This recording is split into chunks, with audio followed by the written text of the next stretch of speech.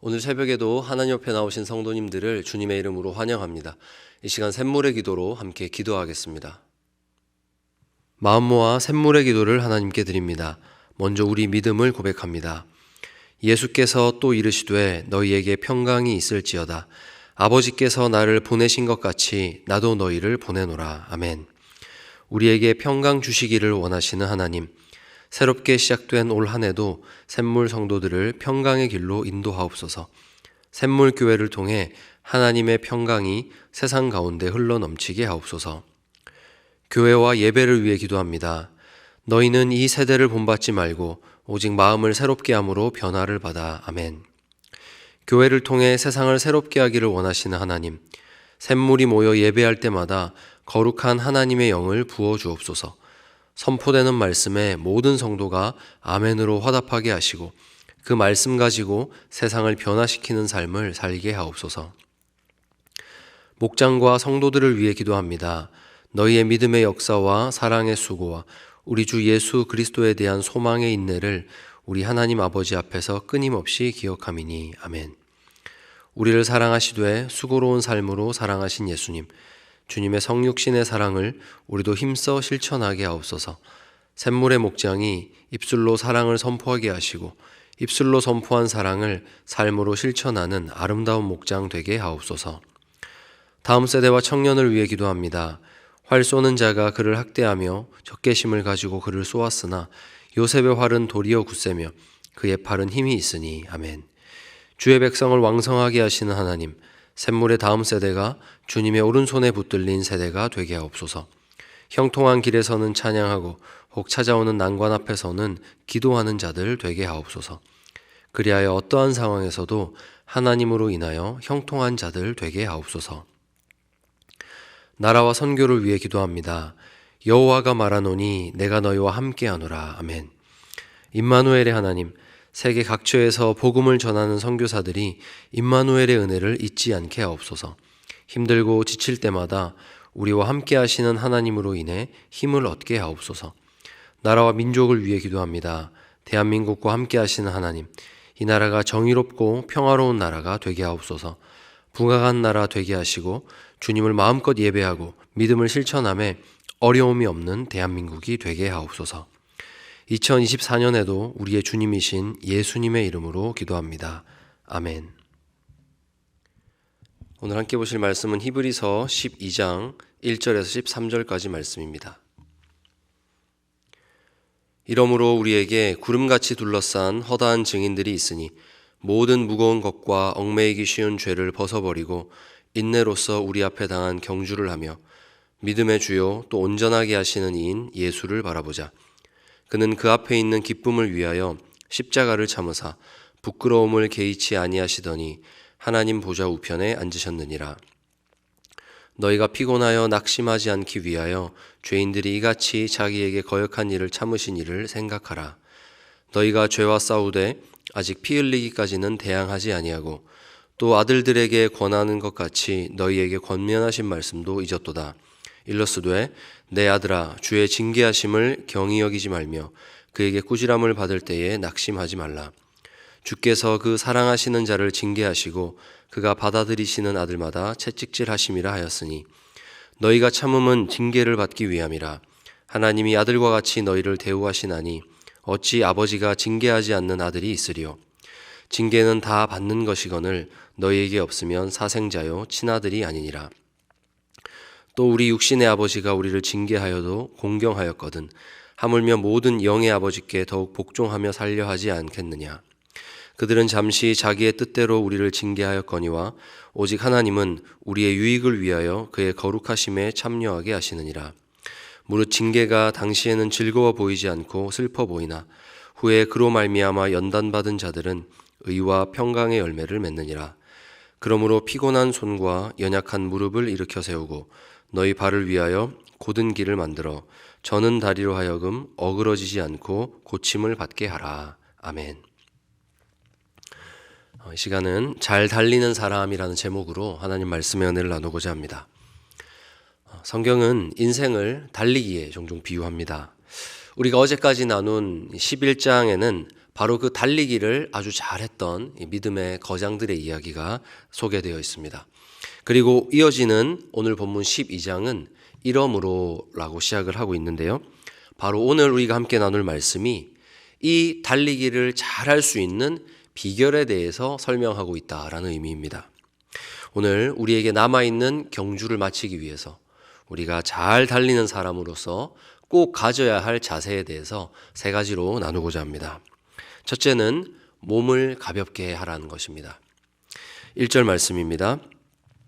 이러므로 우리에게 구름같이 둘러싼 허다한 증인들이 있으니 모든 무거운 것과 얽매이기 쉬운 죄를 벗어버리고 인내로써 우리 앞에 당한 경주를 하며. 아멘. 성경이 비유하는 대로 인생을 달리기라고 우리가 생각해 보면 달리기의 가장 기본적인 원칙, 그것은 몸을 가볍게 하는 것입니다. 1절은 바로 그렇게 하라라고 우리에게 말씀하고 있습니다. 아무리 실력이 있는 사람도 몸에 무거운 것을 덕지덕지 짊어지고서는 달릴 수가 없는 것입니다. 어떻게 해서든지 무거운 것을 벗어버리는 것이 우리 인생의 경주에서도 진리입니다. 그러면 우리에게는 인생에서 벗어버려야 할 것이 두 가지가 있는데, 첫째는 무거운 것입니다. 우리는 무거운 것을 벗어버려야 합니다. 그런데 이 무거운 것 과연 뭘까요? 무거운 것, 단어 그대로 이것은 좋고 나쁜 것을 가리키지 않는 중립적인 것입니다. 이렇게 생각해 보면 좋겠습니다. 그 어떤 것이라도 우리가 믿음으로 사는 데 있어서 걸림돌이 되는 것, 바로 그것이 우리에게는 무거운 것입니다. 예를 들어서 내가 캠핑을 너무 좋아해서 주말만 되면 막 캠핑에 너무 가고 싶은 거예요. 그래서 캠핑에 온 마음이 집중되다 보니 하나님을 예배하는 것이 귀찮아지고 소홀해진다면 여러분, 이것이 우리의 삶에는 무거운 것입니다. 바둑도 마찬가지 예입니다. 바둑을 너무 좋아하다 보니까 이 예배당에 모였는데 우리 성도님들의 검정색 머리가 막 검정색 돌로 보이기 시작하면, 그래서 예배에 집중하지 못하고 말씀이 그 마음에 들어가지 않는다면 여러분, 그것이 무거운 것이 되는 겁니다. 사실 캠핑과 바둑 모두 좋은 것입니다. 모두 좋은 것이지만 이렇게 우리 믿음의 경주에 있어서 우리의 마음을 빼앗아가기 시작한다면 그때부터 그것이 무거운 것이 되는 것입니다. 우리는 또 다른 것도 벗어버려야 하는데, 다른 것은 바로 얽매이기 쉬운 죄입니다. 이것 또한 어떤 특정한 죄를 말하지 않습니다. 대신에 하나님의 얼굴을 뵙기에 민망하고 부끄럽게 만드는 모든 행위를 바로 이 죄라고 규정합니다. 그렇기 때문에 그런 작은 죄들도 멀리하고 피하려는 태도가 우리의 몸을 가볍게 한다. 죄를 멀리하는 우리의 태도가 이 믿음의 경주에 있어서 우리의 몸을 가볍게 한다라는 그런 진리를 기억하시면 됩니다. 여러분, 돈도 좋은 것이고요, 친구도 좋은 것이고 건강도 좋은 것입니다. 우리에게 모든 것이 유익하지만 이것에 너무 마음을 쓰는 나머지 여러분 믿음의 삶이 흔들리거나 여러분이 하나님을 섬기는 삶의 태도를 바꾸셔야 한다면 그 모든 것들을 무거운 것으로 여기고 내려놓는 여러분 되시기를 축복합니다. 여러분의 말과 행동이, 사소한 말과 행동이 하나님의 마음을 아프시게 하는 것이라 판단되면 작은 것이라도 멀리할 수 있기를 주님의 이름으로 축복합니다. 바로 그것이 하나님께 가까이 나아가는 우리를 무겁게 하고 부담스럽게 하는 모든 것들을 떨쳐버리고 자유롭게 되어서 날마다 몸을 가볍게 하는 여러분의 삶이 될 것입니다. 둘째는 잘 달리기 위해서는 지혜로운 시선 처리가 필요합니다. 경주에서 잘 달리기 위해 중요한 것들이 많이 있겠지만 여러분, 이 시선이야말로 굉장히 중요한 요소라고 할 수 있습니다. 그런데 이 시선 처리라는 것은 사실 운동에 있어서 그다지 중요해 보이지 않습니다. 그래서 오늘 본문이 강조하는데요. 2절입니다. 믿음의 주요 또 온전하게 하시는 이인 예수를 바라보자. 그는 그 앞에 있는 기쁨을 위하여 십자가를 참으사 부끄러움을 개의치 아니하시더니 하나님 보좌 우편에 앉으셨느니라. 아멘. 여러분, 달리기 할 때 혹시 하늘을 보신 적이 있습니까? 고개를 뻣뻣이 들고 시선을 하늘을 두고 달리면 내가 어디로 달리는지 길을 알 수 없습니다. 또 중심을 금방 잃어버리고 쓰러지기가 쉽습니다. 이와 같이 우리가 죄와 여러 가지 인생의 어려움을 만나는 이 경주에 있어서 정신을 똑바로 차리고 우리의 시선을 한 방향을 향해서 고정하는 것이 정말로 중요하다라는 것을 성경이 말합니다. 여러분, 만약에 당장 오늘 하루 이 삶을 나아갈 힘이 없으십니까? 여러분이 선자리를 떨쳐 일어나서 뭔가 한 걸음 앞으로 나가기가 힘이 드십니까? 포기하고 싶으십니까? 그렇다면 그것은 여러분의 다리의 근력의 문제가 아닙니다. 코스를 이해하는 지식의 문제가 아니고요. 여러분이 신고 있는 신발이나 다른 장비들의 문제가 아닙니다. 시선의 문제입니다. 사랑하는 성도 여러분, 여러분 인생의 경주가 무겁고 지칠 때 예수님을 바라보시기 바랍니다. 그러면 우리는 끝까지 결승점을 향해서 달려갈 수가 있습니다. 1절에서 이미 말씀했습니다. 이 경주는 우리만 달리고 있는 것이 아닙니다. 이미 경주를 마치고 결승점에 들어가서 우리를 지켜보고 있는 구름같이 둘러싼 이 허다한 증인들이 있다라고 성경은 말합니다. 이 사람들은 그냥 우리의 다음 주자의 레이스를 흥미롭게 지켜보는 관중이 아닙니다. 성경에 보면 이 사람들을 증인이라고 합니다. 이유가 무엇입니까? 그들은 자신들이 어떻게 이 결승점까지 올 수 있었는지를 증거하고 있기 때문에 증인입니다.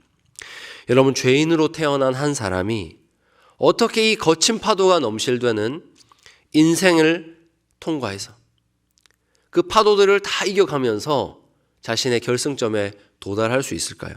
사람의 힘으로는 할 수 없습니다. 어떻게 우리가 죄인으로 태어나서 지금 하나님 품에 안겨서 이 증인들이 될 수 있었는가? 이렇게 하면 우리는 종종 사람 자체에 주목합니다. 이 사람이 믿음이 좋았기 때문에, 이 사람이 정말 하나님 잘 믿고 순종했기 때문에 그 사람이 대단했다라고 여깁니다. 그러나 여러분, 아닙니다. 시선입니다. 그들은 예수님을 바라보았기 때문에 지금 결승점에서 증인의 자리에 서 있는 것입니다. 2절입니다. 믿음의 주요 또 온전하게 하시는 이인 예수를 바라보자. 지금 결승점에 도달한 모든 이들은 바로 이 시선을 가지고 있었기 때문에, 주님 바라보았기 때문에 그곳에 들어갈 수 있었습니다. 믿음의 거장들도 마찬가지입니다. 그들도 매일 무거운 것에 얽매이고 죄에 넘어졌지만 주님이 그들을 온전하게 하셨기에 지금 저 결승점에 도달해 있는 것입니다. 여러분, 우리 앞에 선 이들도 모두 예수님을 바라보았기 때문에 온전함을 얻었지 그 사람이 대단해서가 결코 아니라는 것을 기억하십시오. 다른 길은 없습니다. 우리 또한 오직 예수님을 바라볼 때 그 어떤 사람이라도 결승점에 들어갈 수 있다는 것을 믿으시기 바랍니다. 사랑하는 성도 여러분, 지금 여러분의 시선은 어디에 있습니까? 발이 무겁고 지치고 인생의 거친 파도를 만나서 쓰러져가는 여러분의 인생에 있어서 여러분 시선을 어디에 두고 계십니까? 남의 힘을 빌리고 세상에서 도움이 된다는 비결을 찾아서 혹시 마음을 빼앗기고 계시지는 않습니까? 그렇다면 이 새벽에 집중하여서 예수님 바라보는 성도님 되시기를 간절히 바랍니다. 그분을 바라볼 때 연약한 죄인인 나를 날마다 온전하게 하시고 새 힘을 주셔서 우리를 가벼운 몸으로 달리게 하는 그런 은혜 주실 것입니다. 마지막 셋째로, 잘 달리는 사람은 합리적으로 계산해야 합니다. 우리 인생의 경주에서 온전한 모델이 되시는 예수님을 좀 더 묵상하기 원하는데요. 3절 말씀입니다. 너희가 피곤하여 낙심하지 않기 위하여 죄인들이 이같이 자기에게 거역한 일을 참으신 일을 생각하라. 아멘. 생각하라. 여러분, 이 생각은 어떤 감정적으로 우리가 힘들 때 우리 어머니 얼굴을 떠올리는 그런 생각이 아닙니다. 생각하라라는 것은 헬라어로 아날로기사스테인데요. 이것은 수학적인 의미의 생각을 말합니다. 비유하자면 어떤 일을 앞두고 계산기를 두드려 보라, 이런 의미가 되겠습니다. 그럼 한번 이렇게 생각해 보겠습니다. 우리로 인생에서 힘이 솟도록 가는 어떤 기쁨과 같은 요소를 인생의 플러스 점수라고 하고, 반대로 고난처럼 우리를 주저앉게 하는 요소를 마이너스라고 한다면, 여러분 지금 여러분의 인생은 플러스입니까? 마이너스입니까? 누군가는 평생을 차곡차곡 모은 플러스 100점의 기쁨을 잘 가지고 달리고 있었는데 어느 날 갑자기 마이너스 500의 어떤 고난을 당하면서 인생이 무너지기도 합니다. 지금껏 쌓아온 기쁨을 압도하는 그런 고난을 우리가 만날 수가 있습니다. 그러면 맥이 풀리고 주저앉게 됩니다. 그런데 바로 그때 성경은 예수님을 생각하라. 예수님을 생각하라 라고 말합니다. 지금 당장은 마이너스 500이 커 보일지 모르지만 합리적인 사람이라면 인생 전체를 놓고 한번 계산해보라 라는 의미입니다. 그렇게 예수님을 생각하면 우리는 지금 당장 내 앞에 닥쳐온 고난, 그것에만 집중하는 것이 아니라 내 인생 전체를 놓고 기쁨을 계산하는 방법을 배우게 됩니다. 예수님은 약 33년의 삶을 사셨는데요.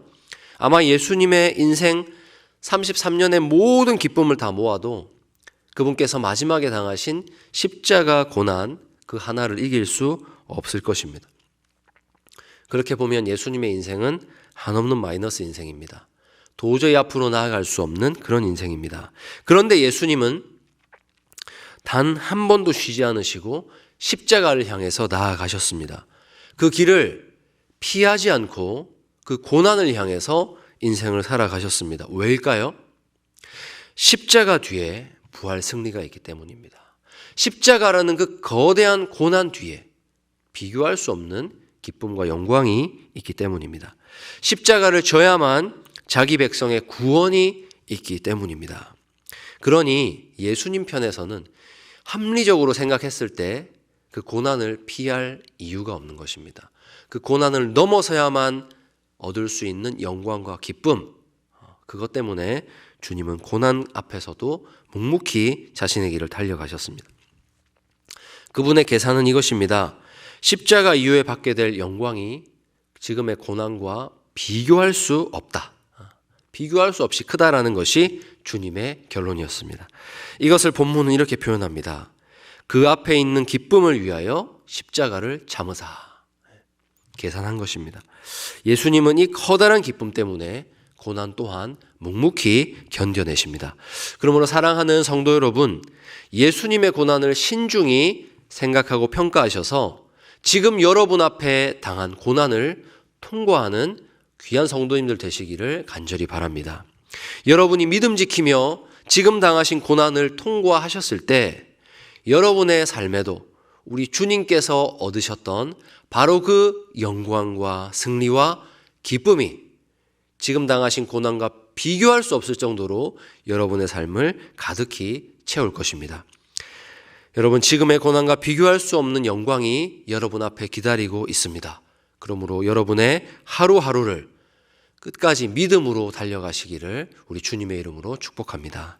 이제 말씀을 맺습니다. 여러분, 우리가 모두가 이 경주를 하는데 이 경주가 결코 만만치 않습니다. 이 만만치 않은 이유가 있는데 그것이 바로 우리가 하나님의 자녀이기 때문입니다. 하나님 자녀는 결코 꽃길만 걷는 삶을 살 수 없습니다. 그 이유가 8절인데요.